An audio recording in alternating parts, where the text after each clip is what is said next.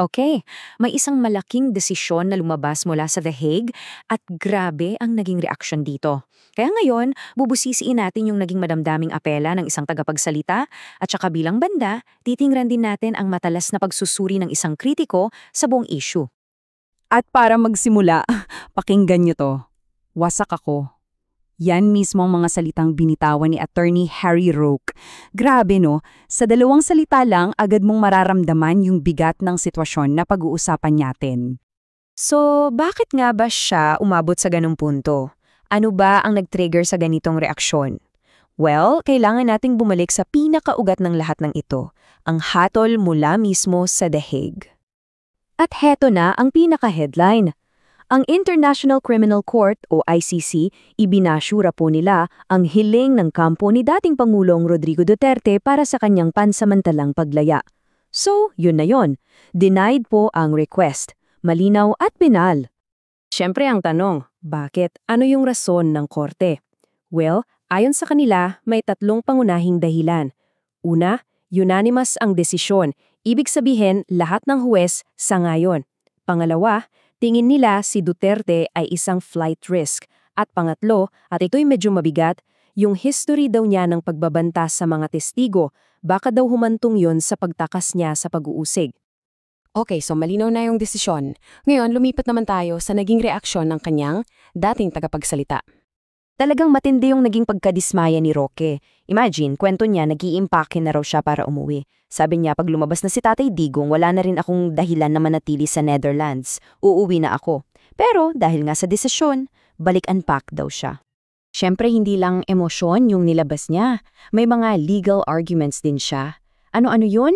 Well, una, violation daw ito sa human rights ni Duterte. Pangalawa, sa edad na 80, paano pa raw siya magiging banta sa mga testigo? At pangatlo, salungat daw yung desisyon sa mismong provision ng Rome Statute tungkol sa interes ng hustisya. At para talagang idiin ang kanyang paninindigan, binitawan niya itong mga salita. Isinugal ko na ang buhay ko para sa katarungan, para kay Tatay Digong. Pero ngayon po, more than ever, hindi po tayo tatahimik. Wow, talagang isang deklarasyon yan na tuloy ang laban, di ba? Ang tindi ng statement, no? Punong-puno ng apoy. Pero alam nyo, minsan sa mga ganitong sitwasyon, yung pinaka-importante, hindi yung mga binitiwang salita, kundi yung mga hindi sinabi. Kaya yun yung tanong natin ngayon. At dyan na ngayon papasok yung kabilang panig ng kwento. Tingnan naman natin ang isang critical na pagsusuri sa buong naratibo na binuo ni Roque.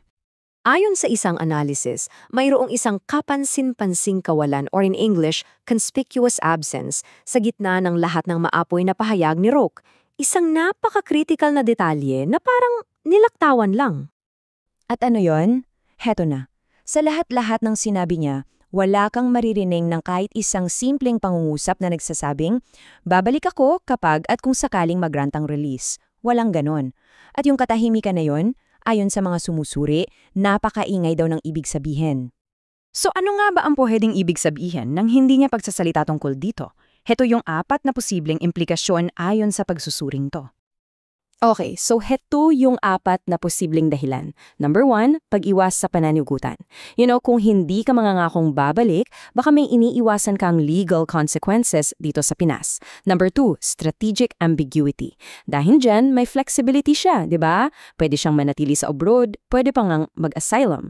Number 3, narrative balance. Pwede siyang maging boses legal doon nang hindi siya direktang nagiging isang liability. Gets? At number 4, yung pamilya Duterte na lang ang gumagawa ng politikal na ingay habang siya tahimik lang sa issue ng sarili niyang pag-uwi. Isang silent gamble, ika na.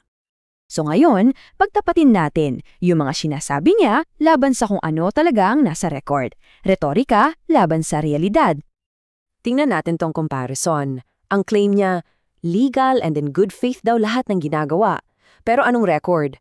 Well, dinipensahan niya ang extrajudicial killing sa mga public forum. Tapos, pinoportray niya ang sarili bilang bystander, pero may mga ulat na sinabihan daw siyang lumayo sa mismong proceedings. At ngayon, humihingi siya ng awa at due process. Pero di ba noon ginamit ang state media para patahimikin yung mga kumukontra? Ang bottom line ng buong kritisismo, simple lang. Sa mundo ng batas, Ang tiwala raw ay hindi mo basta-basta pwedeng i-proclaim sa isang Facebook post. Ito ay pinaghihirapan sa pamamagitan ng gawa. Sa huli, ang credibility mo ay nakabase sa isang record na kayang suriin at patunayan, hindi lang sa mga sinasabi mo. Kaya sa dulo, ito yung tanong na naiiwan sa ating lahat. Ang laban mang ito ay tunay na para sa batas, o baka naman isa na lang itong purong simbolikong pagkilos? Isang tanong na, tayo na ang bahalang mag-isip-isip at magnilay-nilay.